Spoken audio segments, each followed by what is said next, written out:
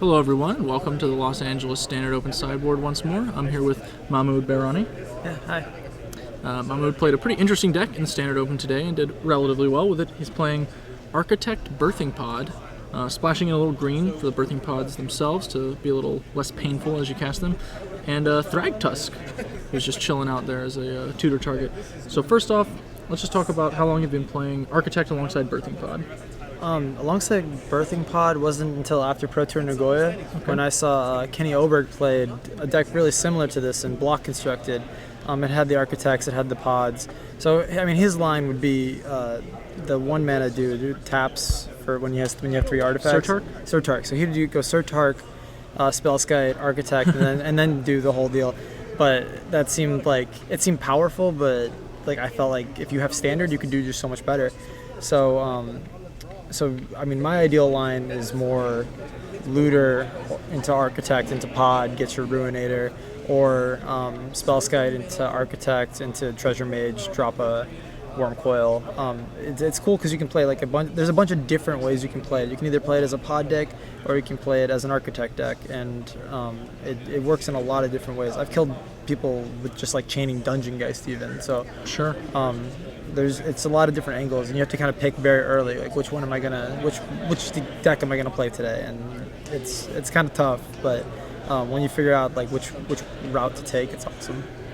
You mentioned Ruinator, that's Scab Ruinator, for those guys watching at home, and you said that was a really big break in building the deck basically, so why don't you just describe the role the Scab Ruinator plays? So earlier, before this, during like Scars of Mirrodin, before Innistrad came out, this deck was terrible. It was really bad. I just lost all the time. I'd have my Architects, I'd have my Birthing Pods, and I'd just have to like pray to God that I didn't die before I got to Wormcoil or Battlesphere, and then hopefully recover. But usually I was so far behind at that point that I had no good 3-drop. I had no 3-drop that I wanted to block with.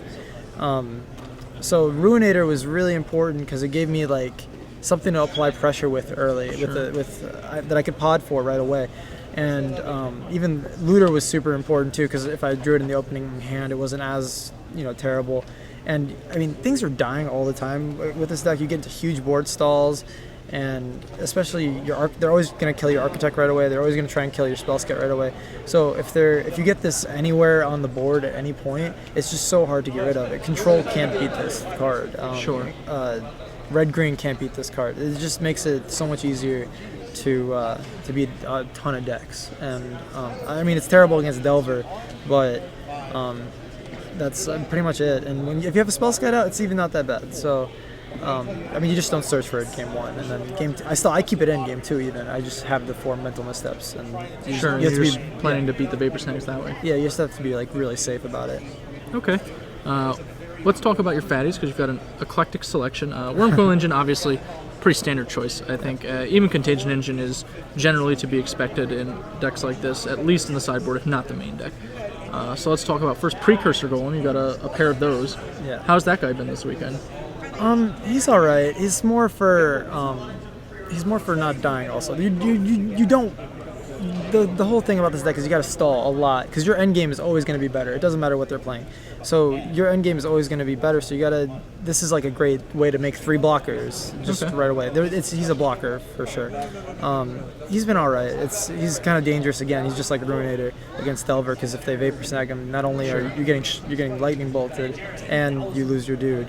And it's just so that he's really dangerous also. Generally, I don't play him unless I can pod him right away, or if I have a Spellskite out.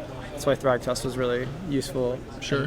Being able to pod him right away, obviously, you remove the disability, I guess, of the golems. Yeah. Redirect to create copying spells while being able to get into one of your awesome 6s, which includes Thopter Assembly. Yeah, I love Thopter Assembly.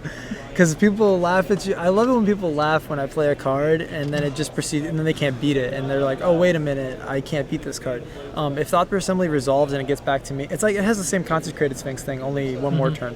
Where if they don't deal with it right away, I can't lose, because I have 5 little dudes that are just gonna block all day, and then I play the Thopter, get the 5 guys again. I beat zombies today I had 2 Architects out. And all of a sudden, I'm swinging for each one's 3, so I swinging for 15 in the air. Yeah. And he's just a massive beat stick. Or if you can just turn him, you can turn him blue, and you have massive amounts of mana. Sure. It's whatever you really need it to be, and it's really, again, just trying not to die is kind of key. It's great at not dying. Yeah. Limited bomb, never really saw any shine in standard. It's a shame. It's awesome. Yeah, I mean, it seems like a artwork's reasonable format to be making a bunch of creatures. Like, even though Bonfire is like a card, this card's obviously like pretty strong against Bonfire since you're not losing anything in the exchange even. Yeah, definitely. Yeah. Bonfire is actually like pretty weak in general. Like, in general against the deck, Because Grand my guys Architect's are a huge. 1/3, and yeah, like you're just surviving.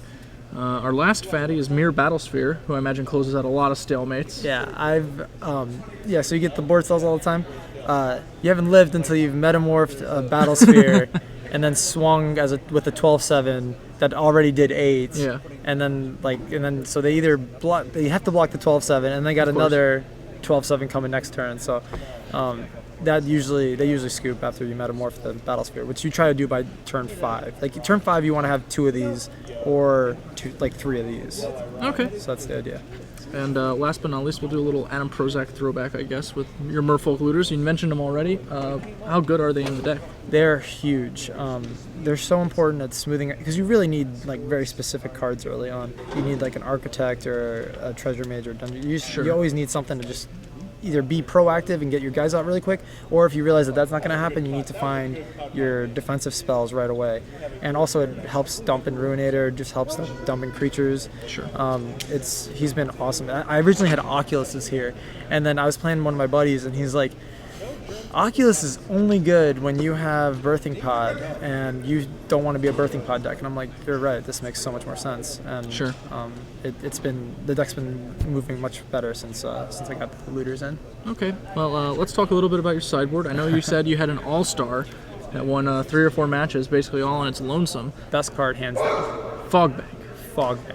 All right, well, where are we bringing in Fogbank for starters? Okay, at first I wasn't bringing him. I thought, okay, this is last night. It's like 12 midnight. I think I gotta beat zombies somehow. Sure. And I can't, beat a Drolf's Messenger. So I thought, I can just block it forever with Fogbank. That'll be awesome. But then after like that first zombies game, I'm like, this card is incredible. Like, usually you have an Architect out, so it's like a 1/3 and. Also, it makes it so zombies can't beat you. It makes it so that the flip Delver is not that big a deal. It stops Rune Chanter's Pike. I was ecstatic every time I had one in my hand. I was like, well, I can't lose now, and I just dropped it, and they can't. Sure. Because, like I said, you just have to stay alive until you get to here, and this is one of the best ways to do it. It's great with the Architect because you can 2/3, and then you usually metamorph your Architect, and then you got a 2/4 for the next turn. It's just, it was an all-star. It won me so many games. I can't even begin to count. There you go, a late discovery for the Grand Architect deck. It seems like a very natural home for him. Obviously, you can't really main deck him because he's so dismal in like any matchup that's not trying to attack you to death. Yeah. But definitely an all-star in all of those matchups, I think. Yeah, he was great. I played nothing but aggro games today, so he was coming in every single time. Well, we're just going to run down the rest of your sideboard real quick. You got 4 Mental Misstep, obviously awesome against Delver. Yeah, I don't even counter Delver, to be honest with you. I'm just waiting for the Vapor, because Vapor Snag blows this deck out every single time. So it's only for Vapor Snag. I don't care about a 3/2 Delver. Like I can find things to do against it, like tap it or bounce it. I really do care about the Vapor Snags though, because that sets me back a lot. So it's just for Vapor Snags. And then Perilous Mirrors, an interesting choice, but also like because of Grand Architect, significantly better. Yeah, that's again just for zombies, any kind of aggro strategy, just always getting your 2-for-1s. And then 3 more bullets that we bring in for specific matchups. I assume switching out some combination of Contagion Engine, Thought Assembly, Wormcoil, or Battlesphere. Yeah. You've got Steel Hellkite, Spine of Ishsaw, and Mindslaver. Yeah, so against Control, you obviously take out this. You put in the Spine and the Mindslaver. Okay. The Spine is awesome. Not here, but at Madison, I had Spine out and was metamorphing it over and over and over again, and then sacking it with Phyrexia's Core. Yep. And so he Karn. All right, kill that. Kill it. What's his name? The Tameo. Fine, kill it. He played like 4 Planeswalkers that should have ended the game, and I can just deal with them. And and then Slaver obviously is just for control, counter your own things. I slavered someone earlier today, slavered a blue-red Delver player, and made him Vapor Snag his own, all his own stuff, and then we got back to my turn and I killed him, and it was awesome. And Hellkite's terrible, but it's like a pet card, so I mean, we've got Thought Through Assembly in the main deck, so I mean. No, Thought Through Assembly is actually good. Still is terrible. All right. Well, I think that about covers it. I'm gonna go ahead and just throw back to more Magic. So Yeah. thanks, Mahmoud. Thanks a lot.